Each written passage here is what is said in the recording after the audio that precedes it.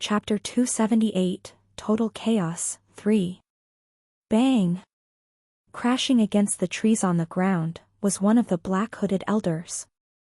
Breaking multiple trees, his body skid on the ground, leaving behind a massive trail of destruction. Brother! Youngest! Accompanying the fall of the black-robed elder were two hoarse voices. It was the two other elders. Once the dust cleared, the black-robed elder appeared on the ground, passed out. Compared to before, the aura revolving around him was extremely faint, indicating that he had been severely injured. Kill this bitch. We can't let her live after what she's done. Staring at their brother, the two elders looked at each other with rage-clouded eyes. However, even though they said those words, neither moved.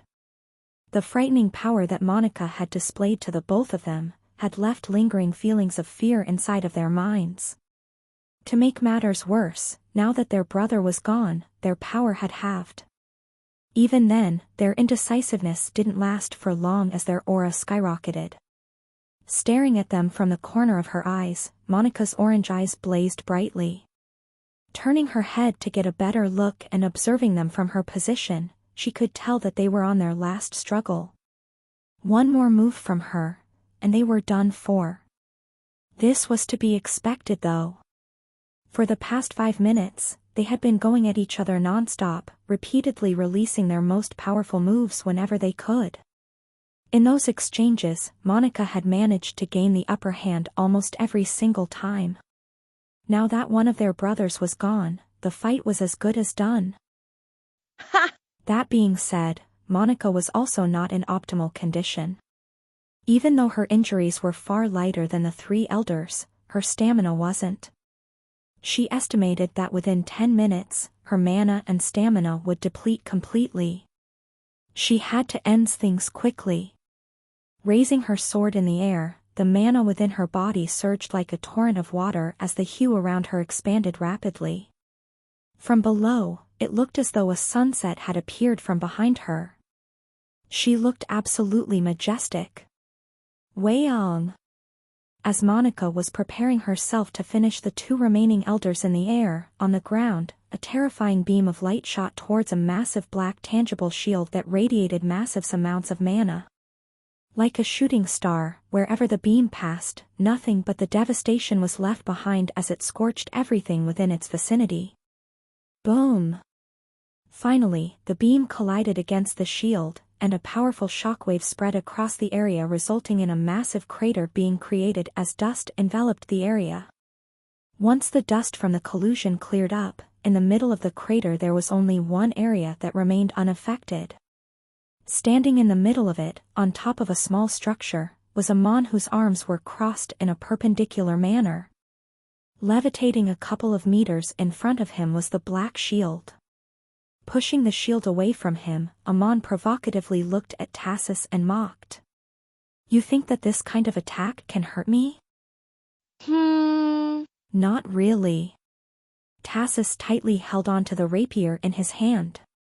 A rare trace of solemnness flashed across his eyes, as his gaze never left Amon, who was standing opposite to him.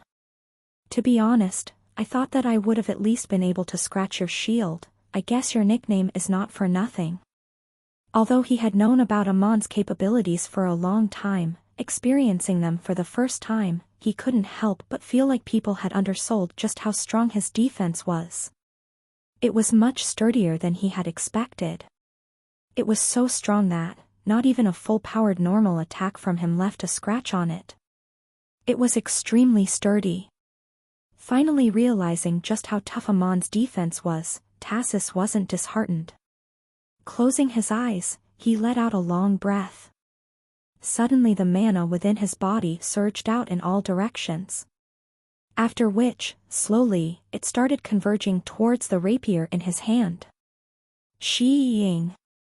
A bright and powerful glow materialized on the rapier until it slowly started elongating. Sharp threads of mana shot in all directions, causing some distortions to appear in the air. "I'm ready." After a while, Tassus looked at Amon and raised the rapier in the air. "Let's see if you can tack." Bomb! Bomb! Cutting Tassus off just when he was prepared to unleash his attack, two black silhouettes crashed near him. Glancing towards where the silhouettes crashed, Tassus's brows knit. Once the dust cleared up, and the features of the silhouettes became clear, a trace of disdain appeared on Tassus's face. Useless. It was the two brothers. Just like their other brother, they had been defeated by Monica. Raising his head, Tassus stared at Monica, who was looking back at him from the air. At the moment, her complexion was fairly pale, and the orange glow around her had diminished considerably. Even then, her mana was slowly showing signs of recovery. She had most likely consumed a high-leveled potions. "Monica, get behind me," Amon shouted from below. "I'll protect you while you recover your mana. I've already contacted the others and told them to retreat." "All right." Monica nodded her head after a short pause. She wasn't mad about Amon decided to retreat. In fact, she was all in for it. The moment Tassus betrayed them, it became clear to her that the operation had failed. Amon's instructions and actions were the appropriate ones given the circumstances. In order to minimize the losses, it was best to end the operation now and go back to the Union. She had faith in Amon's defensive capabilities. As long as he was here, she didn't have to worry about Tassus. Therefore, descending from the sky, she made her way towards Amon's. "What do you think you're doing?" However, just as she was about to arrive next to Amon, Tassus's enraged shout rang from the distance. Following this, a tremendous light blue beam appeared in front of her vision, slowly enlarging with every second that passed. "Humph, not on my watch." The first one to react to the attack was Amon, who stomped his foot on the ground as a green glow flashed underneath his feet.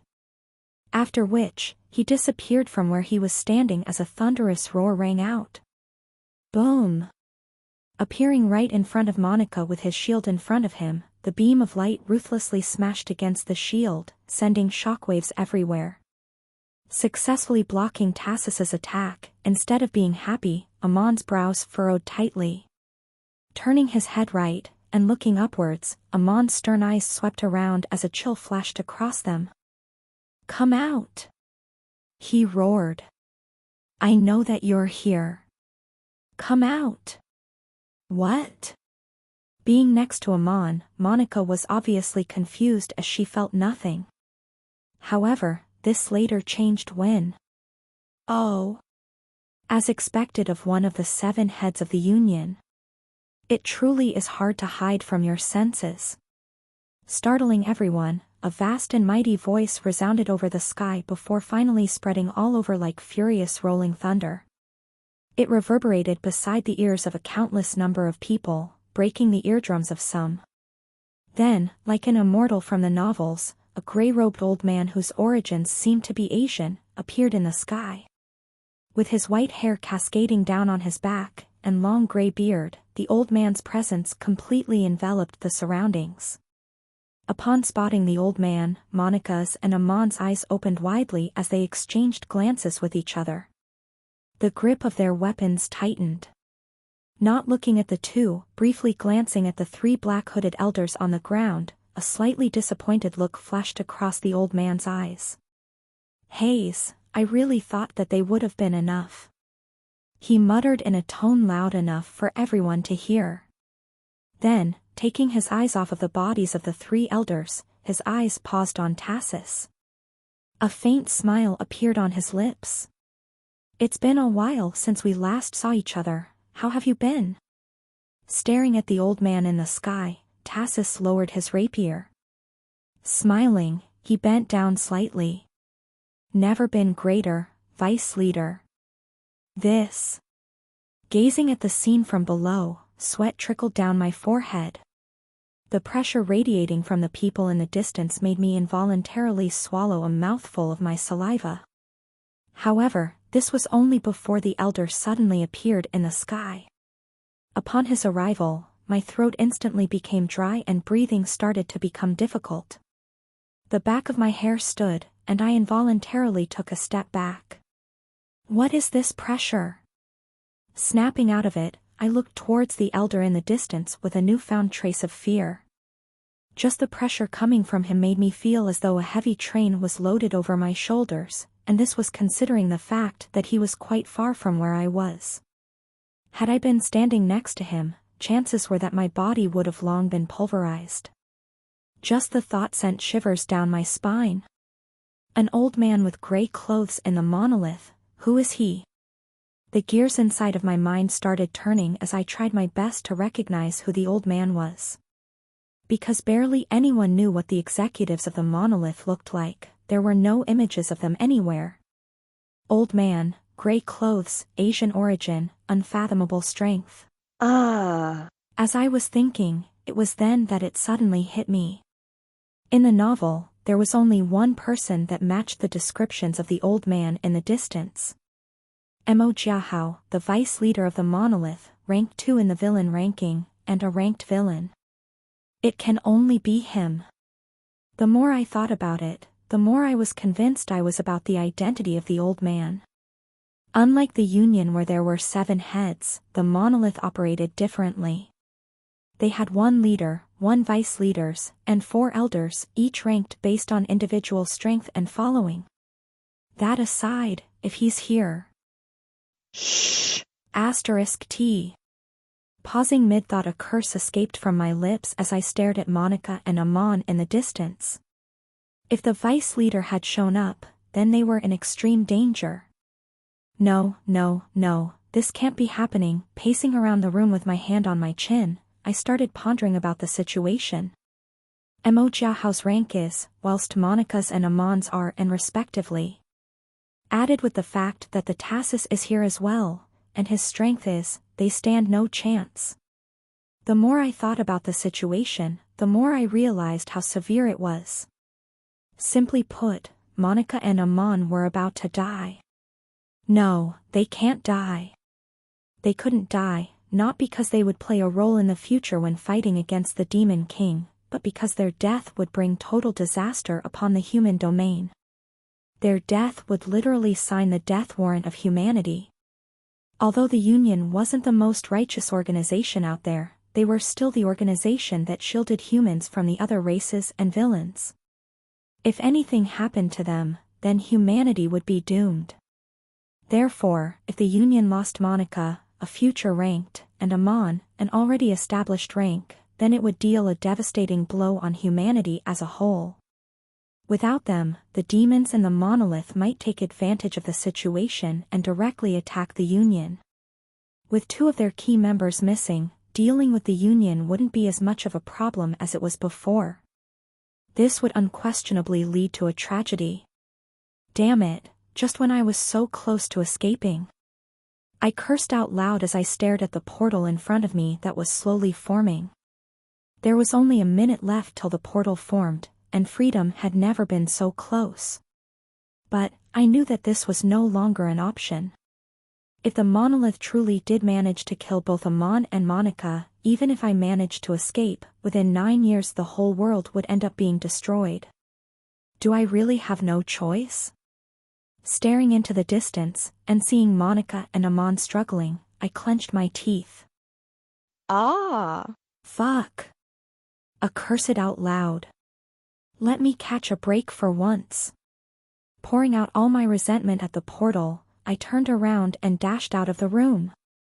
Even though I didn't want to, I had no choice. Monica's and Amon's death signified the downfall of humanity, as the enemies would definitely take advantage of the situation, and even if humanity somehow managed to survive that ordeal, by the time they recovered to what they were, the 3rd cataclysm would descend. Should be this way? Running through the narrow corridors of the room, checking the map on my watch, I quickly followed it and headed for the general portals. As I was running, glancing towards the distance one last time, biting my lips hard until blood trickled down by the side, the gears of my mind turned at unbelievable speeds. Slowly a plan started formulating inside of my mind. Chapter 279, Total Chaos, 4. Running through the halls of the monolith, I could hear the sound of fighting in the distance. The closer I was to the general portals, the louder the sound of fighting became. Shh! *T, this isn't a fight, I can stop. Once I arrived near the location of the portals, staring at the fight from the distance, I realized that recklessly entering the scene would only lead up to one conclusion, my imminent death. Damn it, what should I do? Though I couldn't tell the exact ranks of the people fighting in the distance, I could tell that it ranged from rank to rank. Just the faint undulations of energy that surged out of their bodies caused my face to contort. Furthermore, judging from the situation up ahead, the people from the Union were currently at a disadvantage. Although they seemed to be even in numbers, the people from the monolith were indeed a tad bit stronger. I could tell this from the auras that were being released from the bodies of the people from the monolith. The situation was slowly becoming direr and direr for the Union members. Bong! Suddenly disrupting me out of my thoughts was a loud crashing noise. Turning my head, an individual appeared not so far from where I was. Judging for the pure untainted mana that was faintly revolving around his body, he was part of the Union force. Staring at the individual that was close to me, he appeared to be a Caucasian man with brown hair and green eyes. At the moment his body was filled with cuts and bruises, and his breathing was difficult. Looking at him, my mind started racing as a bold idea suddenly struck my head. Ugh! This is nothing short of suicide. My face contorted a little. The more I thought about it, the more I realized how bold my idea was. Just a simple mistake and I would end up dying. But I had no choice. Simply put, if I didn't go through with it, I'd only be delaying my death by 9 years. Monica and Amon's death would only signify the start of a whole world of trouble for my family and humanity as a whole. I can't let that happen. Thus, taking a familiar small ring from Luther's dimensional space and putting it on my finger, I lifted my head up and checked to see if anyone was planning on attacking the injured person from the monolith. Fortunately for me, one of his team members was buying him time to recover from his injuries, and so I knew that no one would disturb me. At least for a bit. Taking advantage of this, channeling my mana towards my sword until a white glow enveloped it, I dashed out and attacked the Union member. Because of the uniform I was wearing, nothing seemed out of the ordinary. Why eyeing? Startled, the Union member looked in my direction. With the aid of the wall, he weakly stood up and raised his spear. The moment his eyes landed on me and he lifted his spear, my feet almost stopped moving. It felt as though I was stuck at the bottom of the ocean with no air to breathe. I felt completely powerless. Even then, gritting my teeth, I pushed forward and slashed my sword in his direction. It wasn't the keiki style, nor any other sword technique that I knew. It was just a simple slash with all my mana concentrated on the sword. Arriving before the Union member, closing my eyes, I inwardly prayed. Please fucking notice. Then, the sound of metal colliding resounded. Clang! Once the metallic sound rang out, for a second nothing happened. Then, lifting my head up, I saw 2 obsidian black eyes looking straight into mine with unprecedented seriousness. Who are you? His cold voice rang in my ears. Looking back at those eyes, I smiled in relief. Ha! Thank God you've noticed. There was a fundamental difference between heroes and villains, and it was that heroes' mana was pure, whilst for villains, although they too utilized mana, theirs was tainted with demonic energy. This was the fundamental difference that enabled people to tell the difference. Therefore, upon spotting me, and noticing the pure mana that was revolving around my sword, they realized that I wasn't a villain. The lack of killing intent on my part also contributed a little. Even then, that did not mean that I was still in the clear as his voice once again rang inside of my ears. You haven't answered my question. Who are you? This time a trace of killing intent was mixed in his voice, causing my body to involuntarily shudder. Mustering every bit of strength to look at him in the eyes, I raised my sword and once again slashed in his direction. You wouldn't know, but I can tell you this. I'm on your side. Clang. Then why should I trust you, and how can someone as weak as you be of any help? Bit harsh, no? My mouth twitched slightly at his words. Clang. As I was secretly conversing with the Union member, we kept exchanging moves. As I attacked, the Union member defended. Of course, he pretended to be injured whilst defending against my attacks, else it wouldn't look believable. Cut the chit-chat, what is your purpose in approaching me? I have a way to help you. You have a way? Yes, but I need your help. Clang. Once again our weapons clashed. Staring at me, the Union member said after a brief pause.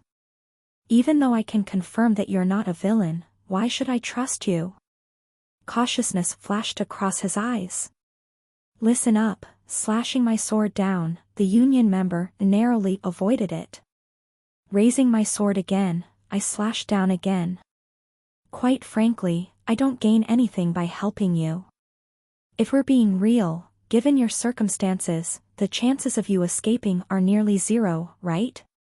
What are you trying to say? Weeing. This time it was his turn to attack, indicating with his eyes to me where he was going to attack next. I moved my neck slightly and narrowly avoided his attack. Feeling the tip of the spear brush past me, I inwardly swallowed a mouthful of saliva and continued. You have no choice but to trust me. Instead of fighting a battle that you have no hope of winning, fight one that can give you a little bit of hope. Whilst I was speaking, I made sure to read the Union member's expression. Even though frustration could be seen on his face, my words seemed to have had an effect on him as his attack weakened a little bit. It was to be expected though. What I said wasn't wrong. Judging from how things were going, they were bound to lose.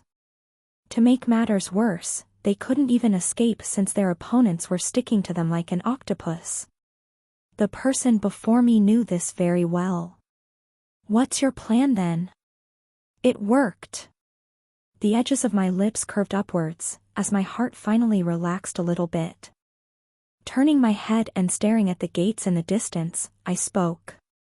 I want you to clear a path for me to the portals, and hold the monolith members back for at least a couple of minutes. My plan was to directly break the core of the portals and create an explosion. Essentially, I was planning on doing what the Union were originally planning on doing, but unlike them, I could do it faster. This was simply because of the card that I had gotten from Luther that enabled me to gain access to the portal data system. Clear a path to the portals? A look of confusion appeared on the Union member's face. Then, as he processed the information, his eyes opened widely. Wait, don't tell me that you're planning on breaking the core? That's impossible. Slashing down, I reassured. Don't worry, I have my means. What means? I don't have time to explain, just know that I can do it. The choice is up to you. Clang. Squinting, the Union member slashed down. For the next couple of seconds, neither one of us spoke. After a while, the Union member lifted his head and solemnly looked at me. What are the chances of you succeeding? Smiling, I replied. That does not depend on me, it depends on you. The success rate of the operation depended on how much time they could buy for me whilst I break the core. If they could hold out for more than a minute, then there was a good chance that I could break the core. But what about the escape? Once you break the core, everyone is going to aim for you. Don't worry about that, I've got that covered too. B. We don't have time. Cutting him off, I raised my voice. We had been fighting for approximately a minute, and in that minute the situation for the Union had gotten really dire. If we wasted any more time talking, then the whole plan would get scrapped. He needed to quickly go back to aid them. Right now, your job is to do what I told you to do. If you do that, I can guarantee you a chance at escaping this. All right. Staring deeply into my eyes, the union member bit his lips before he slashed at me. This time with a little bit more force than before. A hint of killing intent appeared in his eyes, as his voice became cold. I will do as you say, but, if you screw us over, just know that I will do everything within my power to kill you. Caught off guard by the sudden attack, my sword flung away. Lowering my head and staring at him, I nodded faintly. Sure. All right, I'm counting on you then. Hyuk. As he finished his words, in a lightning-fast manner, the spear flashed and pierced my shoulder. Feeling the tremendous pain in my shoulder, I fell to the ground and pretended to be dead. Turning around, the union member quickly joined his members. Upon his arrival, the dire situation stabilized a little bit. Damn it, couldn't he have pulled his punches a little bit? I cursed whilst I played on the ground. The pain coming from the stab just now hurt like hell. Fortunately for me, I had been through worse and thus was able to bear with it. Whilst laying on the ground, taking a deep breath, I channeled my mana towards my feet and activated my movement art, drifting steps. Slowly, the hue around my feet increased. As drifting steps had reached the greater realm of mastery, instead of increasing the speed as I continued running, I could not stack up the wind scions underneath my feet in a manner that upon releasing the stacked up wind scions, for a brief moment, I could reach a state similar to the third movement, void step. The only downside was that I couldn't move whilst I stacked up. Shiring. As I was staking up, I suddenly felt a burst of mana coming from the distance. Lifting my head weakly, I realized that all of the union members had decided to go all out. So he's managed to convince his members already? Not even 5 minutes had passed since he had left, and somehow the person I talked to before had managed to convince his team members. It looked like they were truly desperate. Once everyone decided to go all out, the situation started to shift. Although the monolith still held the upper hand, a small path had cleared up. Well, I guess it's my turn. Once the path appeared, lifting my body up, my eyes locked towards the portal room in the distance. At the moment, that area was the one that was most crowded, but with the aid of the union members, most of the monolith people had been pushed away. Hoo, here goes nothing. Exhaling, the hue around my feet intensified. Boom! An explosion rang out and the world around me warped. Within seconds I appeared near the portal. Without wasting any time, I quickly entered the room. What's going on? My appearance obviously startled people, as for a brief moment, the fighting ceased. Knowing full well what was happening, this small opening gave enough time for the people from the Union to reorganize themselves as they moved nearer towards the portal. Stop him! Alarmed, and finally realizing what was going on, the people from the monolith glared in my direction. Glared at by such powerful figures, I fell down on the ground due to the pressure. Humph. Try your best. Thankfully, coming to my rescue were the people from the Union who attacked even more fiercely and relieved me from the pressure. Thanking them inside of my mind, I looked around the room. Quick, we can't hold them back for long. Without looking back, I raised my hand and did an okay sign. The person who just spoke was the person whom I told my plans to before. If I'm not wrong, it should be here. Moving towards the portal, I scanned it from top to bottom. Spotting a small compartment, my eyes light up. Taking out Luther's card from my dimensional space, I swiped it on the compartment. D. Right after scanning the card, the compartment opened up. Upon opening the compartment, a small display appeared in my vision. Where is it? Turning on the display, I quickly swiped through its setting looking for the access panel for the core. As my finger moved across the monitor at incredible speeds, my eyes darted left and right trying to best see the setting that I was looking for. Shh! Asterisk T, where in the world is it? To my dismay, this was taking way longer than I had originally anticipated. Cold sweat trickled down the side of my face. Bong! Startling me was a loud crashing sound next to me. Lowering my head, to my horror I spotted a Union member lying lifelessly next to me. Oh no. Turning my head, I noticed that the situation had truly become dire. The formation that the Union members had set up was almost crumbling, and within any second now, they would quickly appear next to me. Shh! Asterisk T. Knowing this, turning my head and staring at the display, my heart beat like it had never done before. Frantically moving my fingers across the screen, I looked for the setting that enabled me to gain access to the core. But this being the first time I had actually ever touched the panel, I had no idea where to look.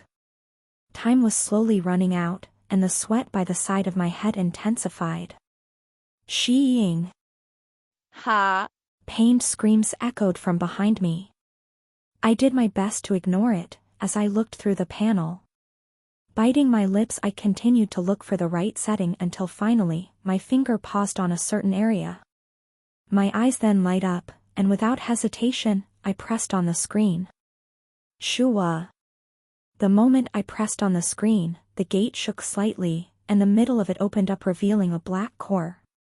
Threads of black demonic energy encircled the black core, as it pulsated slightly. Slowly, demonic energy enveloped the room. Stop him! Upon the core's revelation, the whole atmosphere changed. The people from the monolith became even more desperate, whilst the people from the Union fought even more fiercely.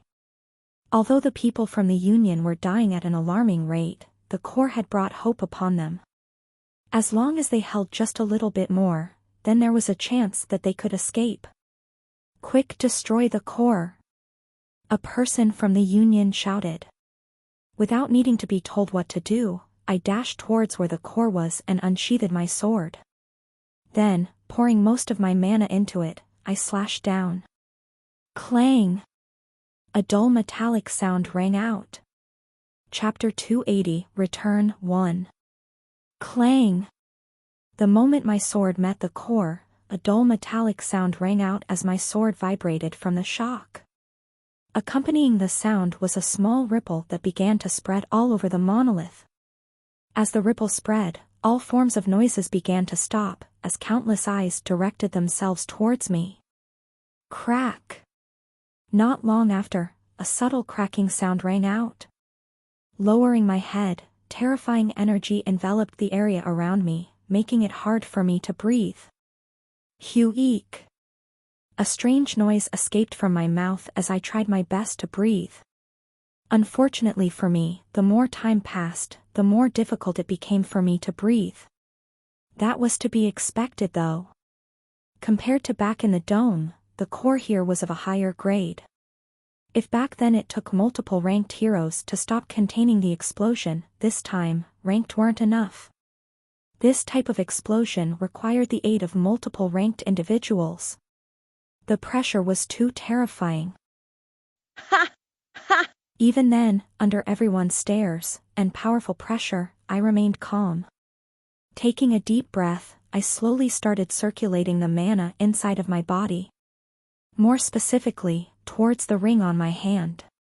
The ring was something that I had gotten from Luther, and it was the same ring that Thibaut had. The monolith ring.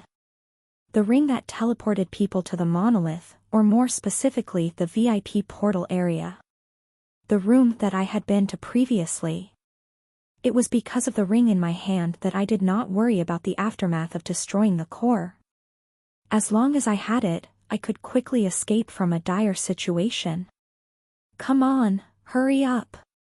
Even then, it required some time to activate. Channeling my mana and staring at the ring on my finger, I prayed that it worked faster. Time was tight, and I knew that right now, my life was hanging by the thread. If in the next seconds the ring did not work, then everything would be over. How dare you! Suddenly, a thunderous roar that shook the building reverberated. Startled, I looked towards the distance. For a split second, my heart stopped, and my eyes blacked out. My breathing, which was already rough, became harder.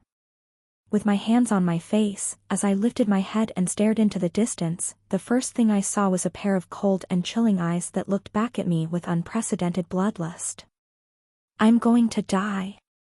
Upon meeting those eyes, the only thing I saw was my imminent death. This is it. I thought as I stared into those eyes that seemed to be able to see through my very soul. Never before had I felt death so near to me. Not even when I was trapped inside of the lab for 8 months. No. I can't die. For a split second, I had almost given up. However, recalling everything that I had gone through to get to where I was, I felt indignant.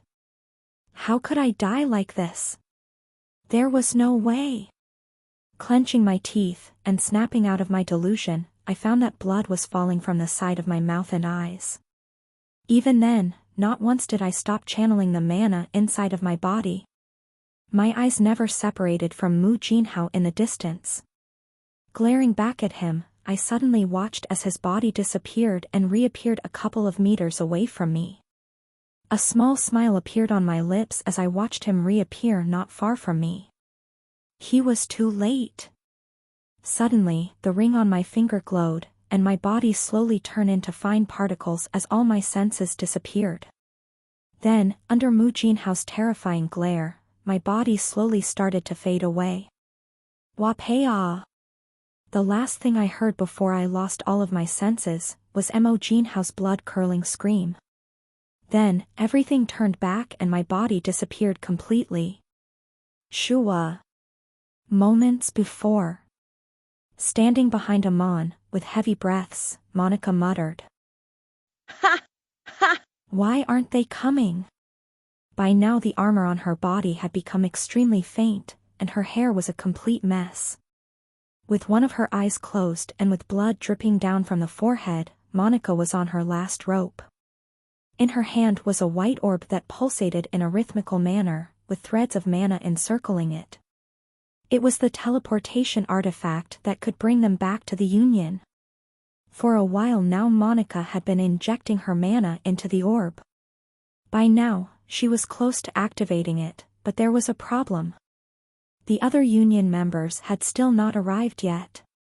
Staring at Amon, who was standing in front of her, Monica's voice raised. Damn it, Amon. Didn't you tell them to retreat? I did. Amon weakly shot back as he held on to the black shield in front of him.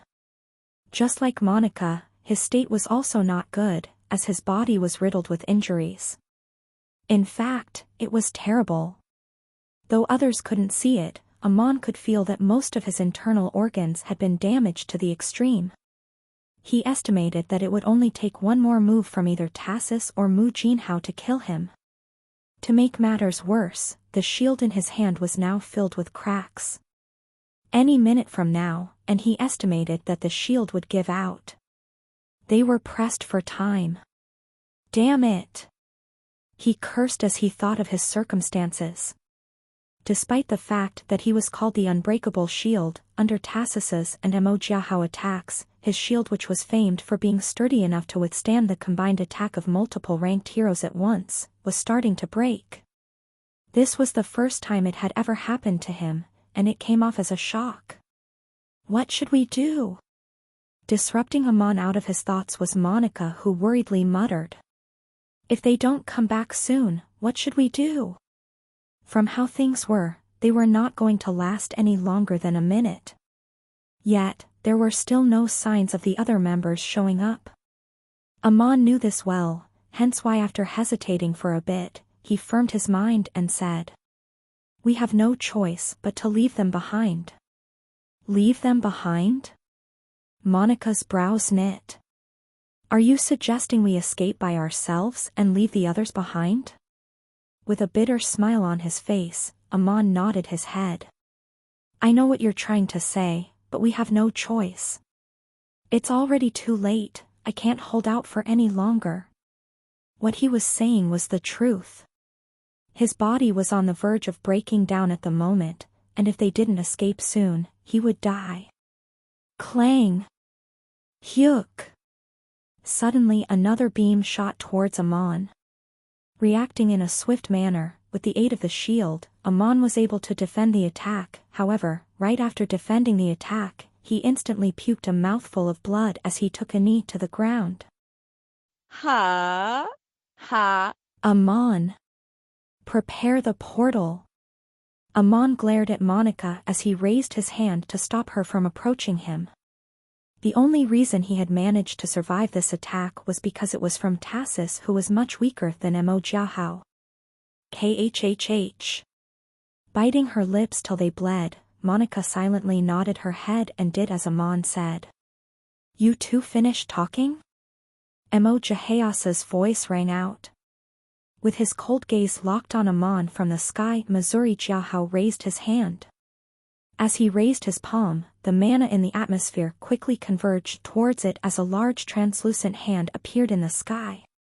A frighteningly powerful ripple began spreading in the air as Mo Jiahao's clothes fluttered wildly in the air. Monica! Staring at the large handprint in the sky, Amon shouted. Almost!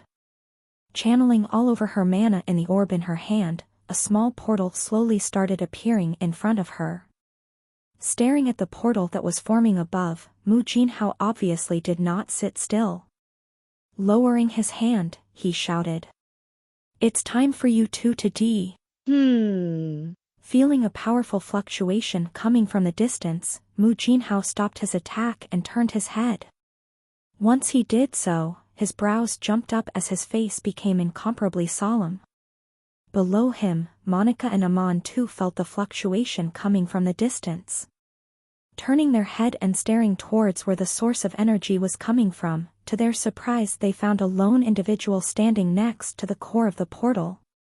With a sword in his hand, he slashed towards the core. Clang! A simple, yet dull metallic sound rang out. It was a simple sound that could be heard everywhere around the battlefield. There was nothing particularly special about it. Yet, once this sound rang, the whole battlefield became still as everyone stared towards the direction of where the sound coming. More specifically, towards a certain person wearing a monolith uniform and had a burned face.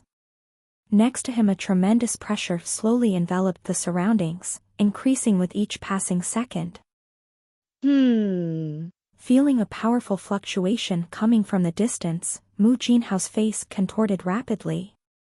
Glaring towards the person responsible for the disaster, his voice spread like a furious rolling thunder. How dare you! No longer caring about Monica and Amon, Mu Jinhao's body disappeared, reappearing right before the gate. However, to his shock, the youth suddenly disappeared from where he was standing. Wapea! Mu Jinhao's thunderous roar once again sounded, spreading towards the surroundings. Glass broke, and many of the weaker individuals spat blood and fainted on the ground. Glaring towards the surroundings, Mu Jinhao swore out loud. Whoever you are, I will make you pay for what you've done. Then, spreading his hands, a terrifying ripple began to spread as a massive light blue sphere began to envelop the area around the portal. As the barrier was enveloping the portal, Mu Jinhao looked down and saw all of the monolith members looking at him with confusion. He instantly became enraged. What are you standing there like idiots for? Help me contain the explosion. Startled by his voice, all of the people from the monolith immediately put their hands on the translucent shield and channeled their mana into it. Instantly the shield became sturdier. Whilst they were doing that, the people from the Union took advantage of their distraction and made a run for it. If there was a time to escape, now was the time. Vice Leader. This obviously did not go unnoticed by the people from the monolith as they all looked at Mu Jinhao. The people from the Union are leaving, what do we do? Leave them be, we don't have time to look after them. The explosion that would come as a result of the cracked core was not something he could contain by himself. If the Union members retaliated, then things would turn out for the worst for them, and a tragedy would occur. As the vice leader, Mu Jinhao couldn't allow this to happen. Thus, he chose to let them go. The members of the monolith also understood this, therefore, although reluctant, they could only watch them leave. Quickly, pour more mana into it. Yes. As Mu Jinhao and the monolith members were trying their best to contain the explosion, the members of the union quickly ran out of the building and joined up with Amon and Monica. Is this all that is left?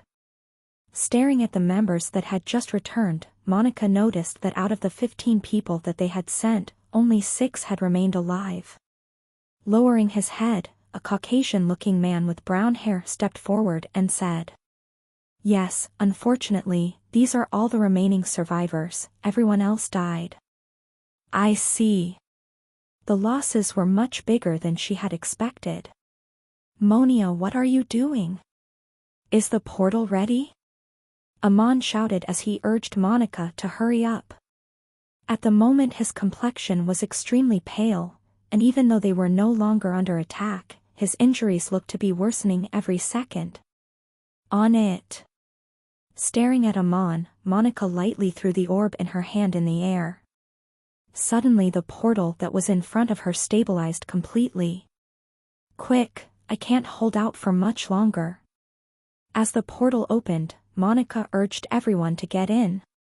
Because it consumed a lot of mana, Monica was not able to hold the portal for long, thus why she was urging them to go. Who knew if the monolith people would chase after them? Yes. The others could also tell what Monica was thinking. Furthermore, Monica's complexion was rapidly paling, they knew that they had to hurry up to get out.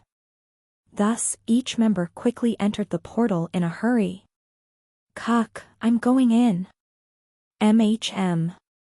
The last person to step into the portal was Amon, who limped his way into the portal. His eyes at the moment were half closed, and he looked extremely frail. Staring at him, Monica thought that in his current state, anyone could probably beat Amon. Vwam. Eventually, Amon also entered the portal, and silence prevailed over the surroundings. I guess it's my turn now. Glancing at the portal, Monica walked towards it. However, just as she was about to enter it, her footsteps halted. Even though her mana was rapidly depleting, something was bothering her. Looking back towards the monolith in the distance, Monica's brows knit tightly. That aura. She couldn't quite place her finger on it, but recalling the burned-up individual responsible for breaking the core, Monica felt that he was oddly familiar. With her special skill, Monica had the ability to be able to detect what sort of art they practiced. As such, she could tell who was who with her skill alone. No disguise could work on her. Therefore, ever since noticing a familiar feeling coming from the burned-up individual in the distance, Monica's mind couldn't help but wonder about the identity of the individual. Yet, no matter how hard she tried, she couldn't recall knowing anyone that was alive had a similar aura to the man from before. Just who is H? As she was thinking, it was then that Monica suddenly recalled something as her eyes shot wide open. Abruptly turning her head and staring towards the monolith in the distance, Monica's mouth opened slightly. It can't be. Chapter 281, Return 2. Ha! Ha! Caw. Slumping on the ground, I greedily breathed in the oxygen in the air. Blood dripped on the ground as I bled from all of the orifices on my face. Damn it, that was no joke. Unranked individual's pressure was no joke. For a brief moment of time, I thought that I was going to die just from his stare alone. Fortunately for me, he was too far from where I was. By the time he had arrived, I was already long gone. Still, just the recollection of the pressure he emitted made me tremble in fear. It was scary. KHH. Groaning, I lifted my head and looked around. Ha! Guess things worked out. I breathed a sigh of relief. Once I looked up, I realized that this was the same room as before, the private portal room. Thanks to the monolith ring that I had taken from Luther, I was able to teleport to this room. The room was still the same as I had left it, as the portal was ready to go. Thank God, things worked out. Although I could have used this portal to create an explosion, had I done so, I wouldn't have been able to escape. Supporting myself with the aid of the wall, I weakly stood up. Staring at the portal, my heart was surprisingly calm. I was just one step away from freedom, something that I had been wishing for the past 8 months. Yet, at the crucial moment, just when I was about to take a step towards freedom, to my surprise, rather than feeling excited or happy, I felt extremely calm. Perhaps it was because of all of that happened during the past 8 months, or because of the scare I just got, but I wasn't particularly excited about my escape. It felt as though this was the outcome that was supposed to happen. Disrupting me out of my calm was a sudden fluctuation. The fluctuation was so strong that the ground started to shake. Shh. *T, the core is about to explode. Realizing the urgency of the situation, I decided to hurry up. I wasn't necessarily worried about someone coming to get me since by now the others were busy trying to contain the explosion, but even then, judging from the ripple just now, the portal was about to explode any minute now. For my own good, it was better to leave before it exploded. Hoo. Moving towards the portal, I took a deep breath. Turning back, and staring in the direction of where the general portals were, I raised my hand and flipped my middle finger. As I did, I swore out loud. The explosion is only a little taste of what will come in the future, you fuckers. For what they've done to me these past 8 months, I swore to myself that I would do anything within my power to destroy them. That was a promise. Glancing in the direction of where the energy was coming from for the last time, I turned around and stepped into the portal. Once again, a strange feeling hit me, and my body slowly disappeared. Shua. Finally, I was free. At the same time. Damn it. Standing in the sky, Missouri Jinhao cursed out loud. His ashen gray-colored eyes coldly stared at the portal in front of him. In the middle of it was a core that emitted tremendous ripples of energy that spread throughout the distance, dyeing the sky in the color black. Kacha! Suddenly, black lightning bolts crackled around the core, as the fluctuations started to intensify. As the fluctuations intensified, Mo Jinhao's face couldn't help but change as even he felt threatened by the energy that was being emitted by the core. Lowering his head, he looked at Tassus next to him. Tassus, inject more mana. I'm trying. Tassus replied back as the hue revolving around his body intensified. Crack. It was then that they both heard a subtle cracking sound coming from the core below them. The fluctuations ran even more wildly, and a thick black tangible energy began to spread outwards of the core. Suddenly, the black tangible energy that was being emitted from the core stopped midair, almost as if it was frozen in time. Following this, the energy rapidly compressed together into the core before, deathly silence permeated across the surroundings.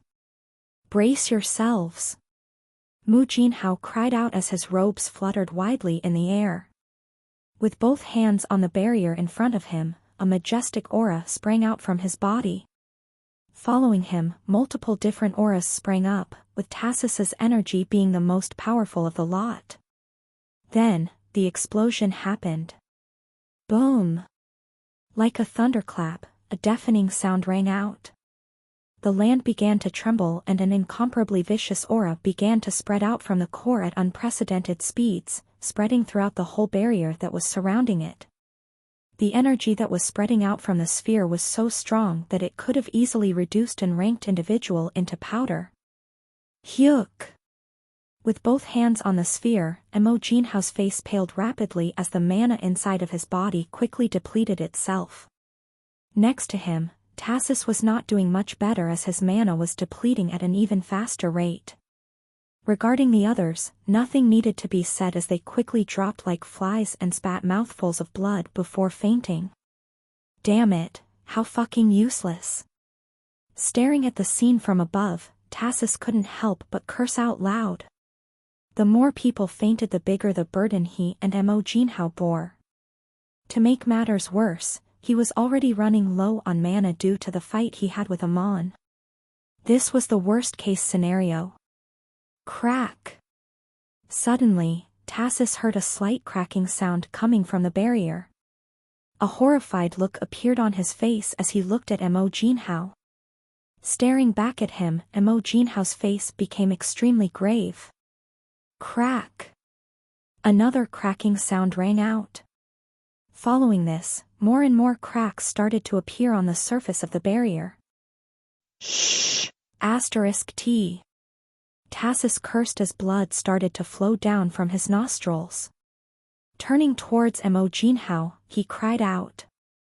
Vice Leader, what should we do? At this rate, the barrier won't hold out for long. I know.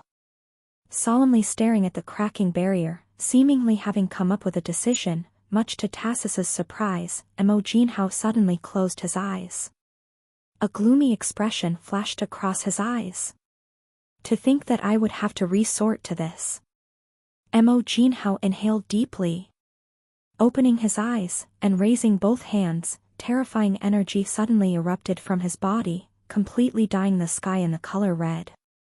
Then, clenching his fists, the red glow contracted rapidly until a large red staff appeared in his hand. OMMM. Raising the staff in the air, he lightly tapped it in the air. It was a seemingly simple tap, yet, the moment he tapped with the staff in the air, the space around it started to collapse as a red glow enveloped the barrier surrounding the portal, before contracting fully, creating another barrier. Once the new barrier formed, the previous barrier completely broke apart, and the remaining energy from the explosion flushed towards the red barrier. Fortunately, with the previous barrier managing to absorb a lot of the energy from the explosion, the red barrier was able to withstand the impact. Observing from the sky like an immortal, Mo Jinhao suddenly clenched his hand and shouted. Contract. Solemnly staring at the cracking barrier, seemingly having come up with a decision, much to Tassus's surprise, Mo Jinhao suddenly closed his eyes. A gloomy expression flashed across his eyes. To think that I would have to resort to this. Mo Jinhao inhaled deeply. Opening his eyes, and raising both hands, terrifying energy suddenly erupted from his body, completely dyeing the sky in the color red. Then, clenching his fists, the red glow contracted rapidly until a large red staff appeared in his hand. OMMM. Raising the staff in the air, he lightly tapped it in the air. It was a seemingly simple tap, yet, the moment he tapped with the staff in the air, the space around it started to collapse as a red glow enveloped the barrier surrounding the portal, before contracting fully, creating another barrier. Once the new barrier formed, the previous barrier completely broke apart, and the remaining energy from the explosion flushed towards the red barrier. Fortunately, with the previous barrier managing to absorb a lot of the energy from the explosion, the red barrier was able to withstand the impact. Observing from the sky like an immortal, Mo Jinhao suddenly clenched his hand and shouted. Contract. The pressure suddenly disappeared. Waving his hand, the sound of bones breaking rang out, as a body crashed towards a wall in the distance. Crumbling the paper that contained the information regarding 876 in his hands, Mo Jinhao muttered underneath his breath. 876, 876, I will make sure you pay for what you've done. No matter where you are, I'll make sure to spare nothing to hunt you down. Every one of his words contained unimaginable amounts of hatred. Darkness. For an unknown period of time, only darkness enveloped my vision. I couldn't hear, feel, taste, nothing. Like a pebble drifting in the endless void, my existence felt insignificant. Thankfully, this seemingly endless darkness did not go on forever as it slowly started receding. All my senses soon returned to me, as my mind cleared up. KHH. A groan escaped from my lips. Opening my eyes, the first thing I saw was a clear blue sky. The warm sunlight coming from the sun gently enveloped my body as I weakly sat up. Cough, cough. Coughing weakly, I took out a couple of potions from my bag. Without wasting any second, I quickly downed them. Instantly, all of my wounds started to heal, including the burns. Where am I? Once I was done taking the potions, lifting my head up, I looked towards my surroundings. To my surprise, I found out that I was in the middle of a vast plain. With sparse trees in the distance and mountains in the background of the scenery, it finally dawned on me that I was no longer in the monolith. Cuck. Biting my lips, my body trembled slightly. The side of my cheeks became warm as small droplets began falling towards my hands. I am free, I hoarsely muttered. Breathing in the fresh air, and realizing that I was no longer inside of that hellhole, for the next 10 minutes, I just blankly stared at the scenery in front of me, trying my best to engrave it into my mind.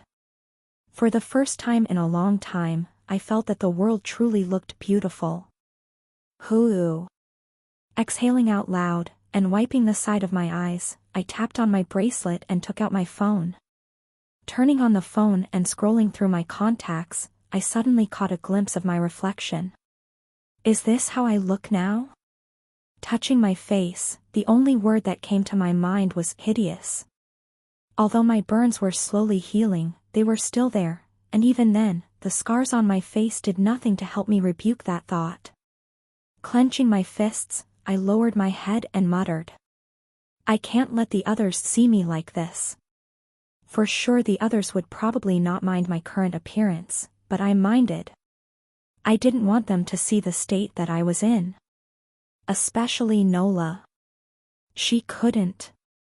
Thus, after a while, I pressed on a certain contact and called them. As I called the number, I made sure to call using an untraceable line. Hello? Soon, a familiar voice rang inside of my ears. Ah. Opening my mouth, for the first few seconds, no words came out of my mouth as the only thing that came out from my mouth was a strained noise. Opening my mouth again, I tried to speak, but once again, no words came out. It felt as though a lump was stuck inside of my mouth preventing me from speaking.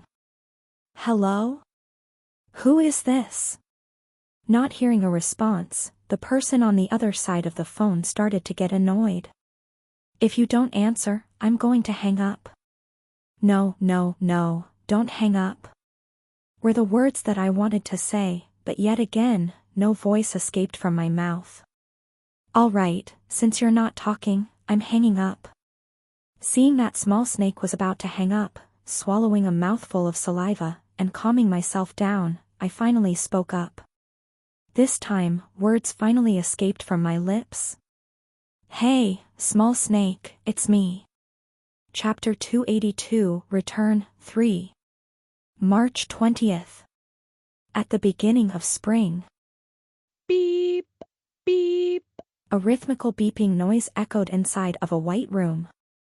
Inside of the white room was a small bed where a beautiful girl with long orange hair lay. Her breathing was faint, and if not for the cardiac event monitor next to her, someone could have mistaken her for a dead person. After a while, the girl's eyelids twitched slightly. Before long, opening her eyes, the girl blinked a couple of times, as she wondered, where am I? What's going on? Lifting her head up, the girl's eyes darted all over the room. Finally, she realized that she was in a hospital room. Clank! It was then that the door opened and a nurse came in.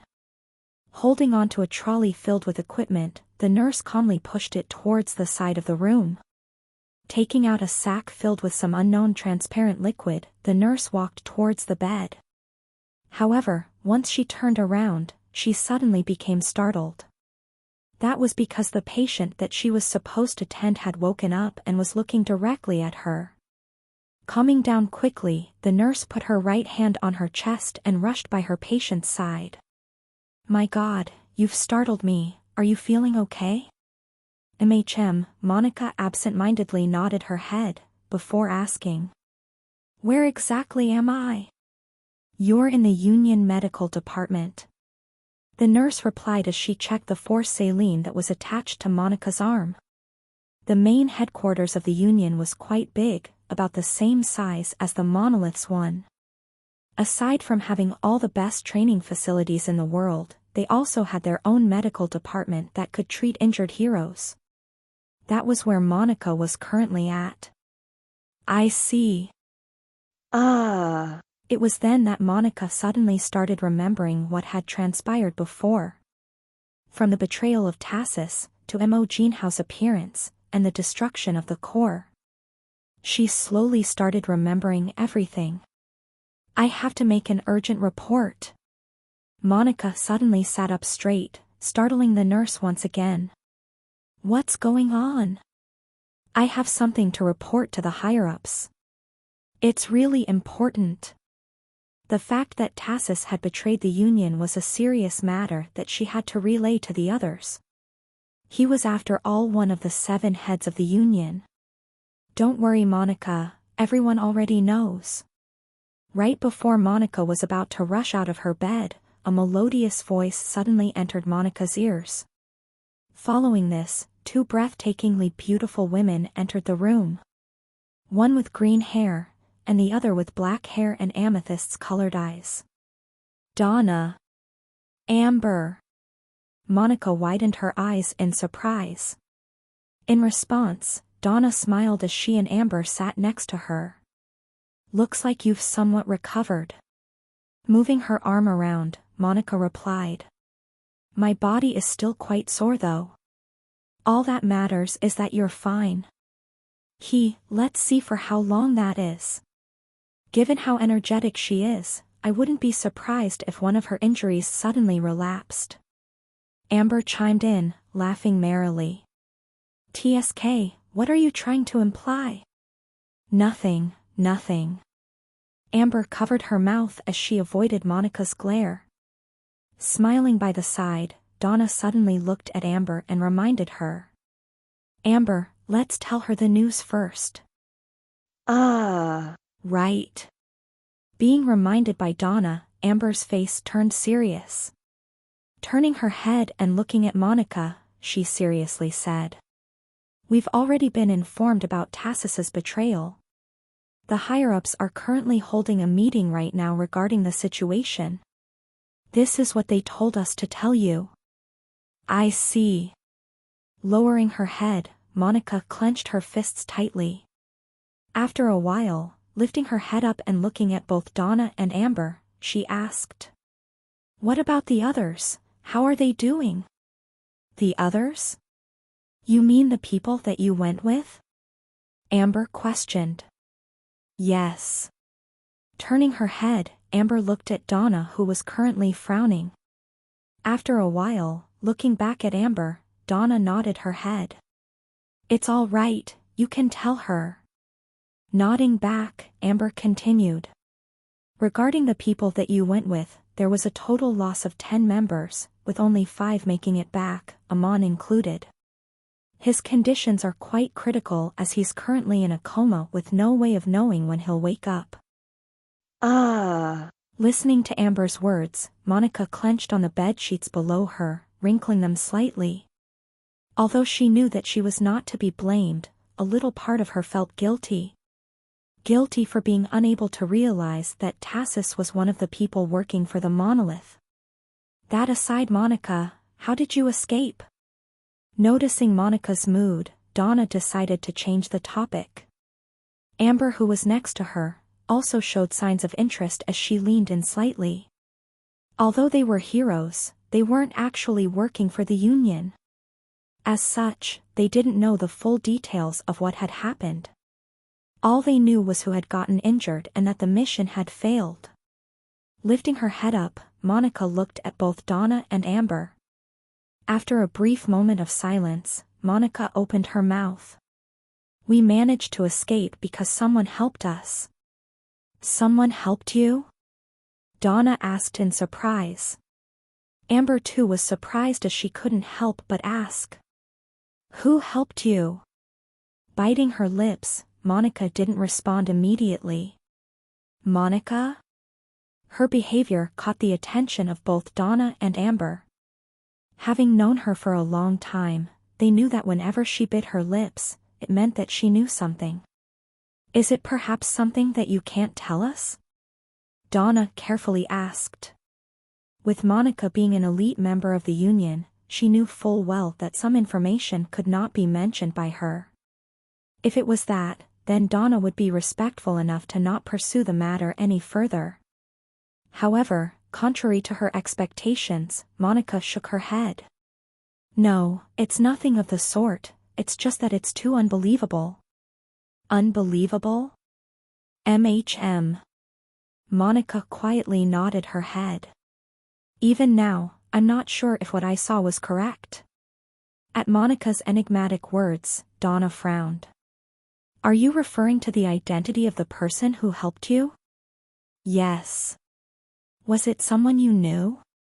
Closing her eyes, Monica suddenly raised her hand, startling both Donna and Amber. Soon, a small orange hue enveloped her hand.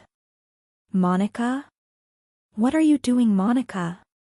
Ignoring the two of them, a small transparent barrier enveloped the three of them. Staring at the barrier, Donna instantly realized what Monica was doing. A sound barrier? MHM. Is the information that sensitive? Amber solemnly asked. It is. Monica nodded her head slightly, before looking at the two of them with an incomparably solemn expression. Although she wasn't exactly sure about what she saw since she was quite far, her hunch told her that what she saw wasn't wrong. Furthermore, she trusted Donna and Amber enough with what she was about to say. Once the barrier fully enveloped them, Donna asked. Monica, can you tell us exactly what is going on? Taking a deep breath, Monica looked at both of them in the eyes before saying. It's someone that we all know. Who, are you referring to the person that saved you? Yeah. Monica suddenly nodded her head.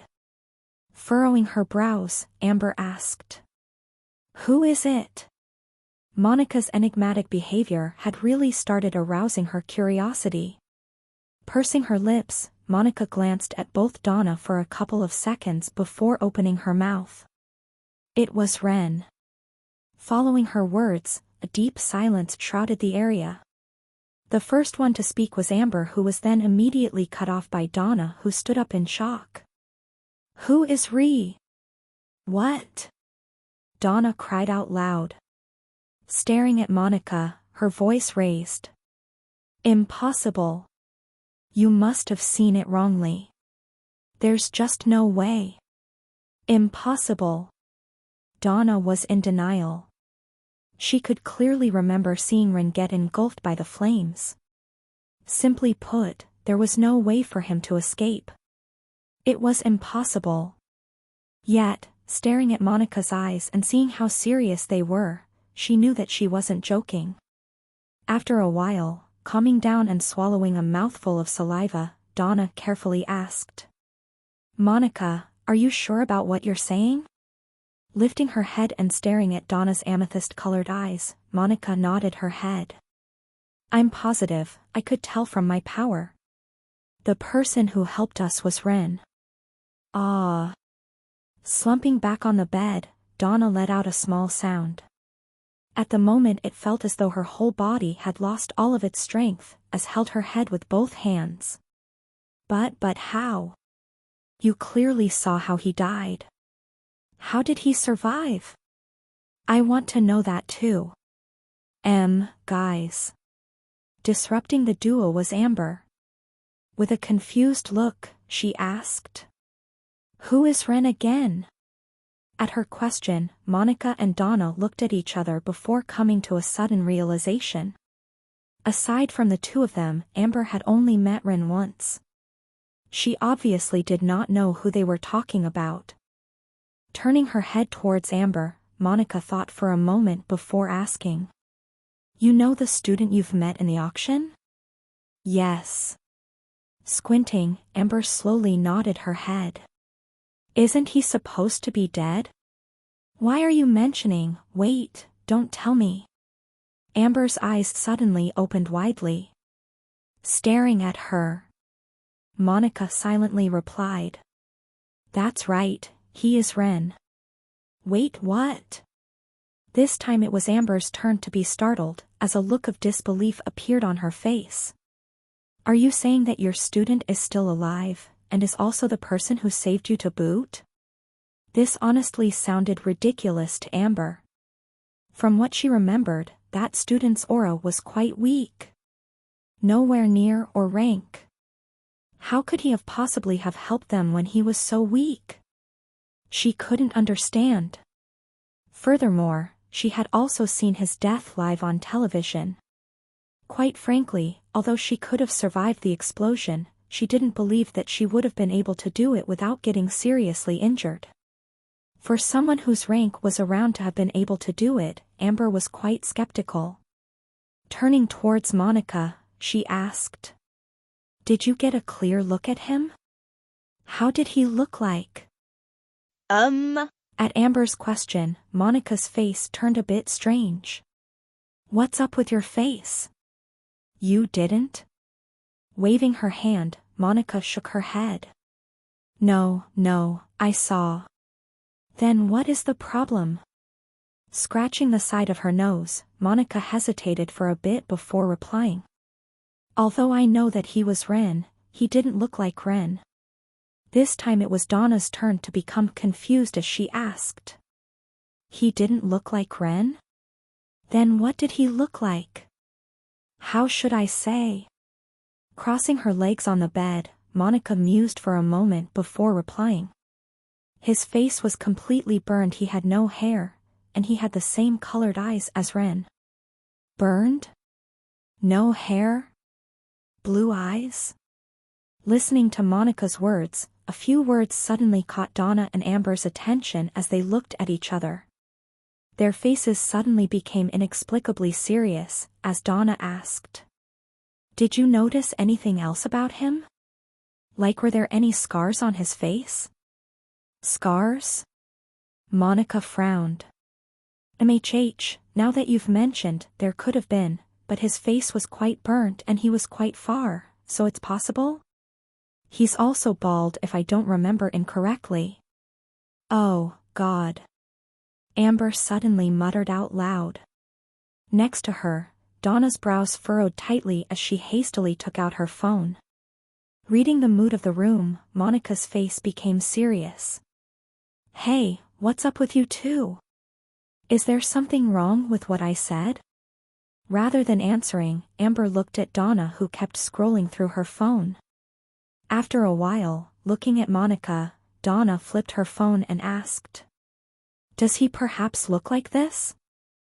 Moving her head back, Monica squinted her eyes and looked at Donna's phone. Upon getting a better look at the phone, Monica was able to see a picture of a person with burn marks and scars all over his face. Staring at the picture, Monica was instantly able to recognize him as she excitedly said. Yes.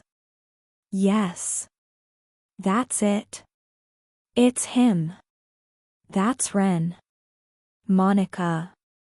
Donna cut in, clearly showing signs of discomfort.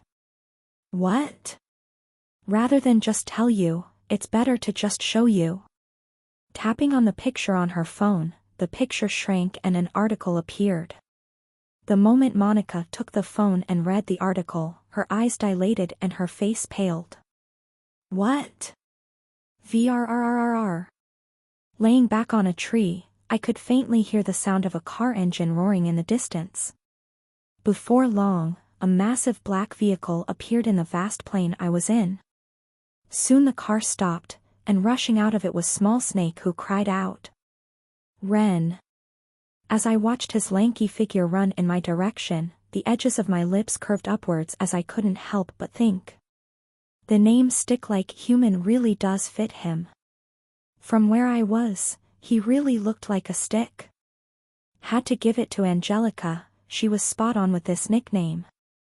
Ren. Running through the field, Small Snake called out for me before stopping a few meters away from where I was. Ren, is that really you? Smiling, I waved my hand. Been a while, Small Snake. It's really you. Small Snake cried out in relief. Where have you been? We've been looking for you, all over the place.